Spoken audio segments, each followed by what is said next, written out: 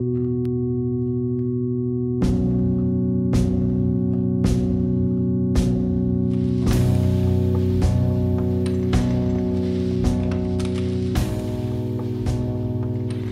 name is Peter Cha, and I teach Pastoral Theology at Trinity Evangelical Divinity School. I was born and raised in South Korea, came to the United States as a teenager. And the first place that we settled in was South Central Los Angeles. My father was a church planter, and he planted his church in South Central LA. And South Central LA, as you may know, at least back then in the early 70s, was exclusively African-American community. And then a few years later, my father again moved to a different location, this time in Philadelphia area, to plant another church. And this time it was in a white suburban neighborhood. And for me, going from inner city black neighborhood to suburban white community was incredibly jolting experience, not an easy transition to make.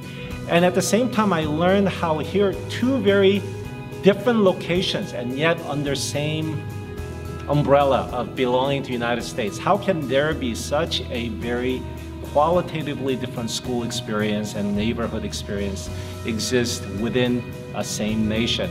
I came to Trinity first as a student in 1983. I came here as an MDiv student, and one of the things that drew me to Trinity as I was looking for my theological education here is that here is a school that is deeply committed to being faithful to scriptures, but at the same time there was intentional embracing of different denominational and theological traditions. Now, right after seminary, I got involved with a campus ministry group called InterVarsity Christian Fellowship between 1985 and 92. And this was a time when, at least in many universities that I did my ministry in, the campus community was becoming very multiracial. And it was very evident at that time, at least, the university just did not know how to handle this growing diversity. For that matter, Christian communities really did not know how to process and how to respond to this growing diversity on our communities.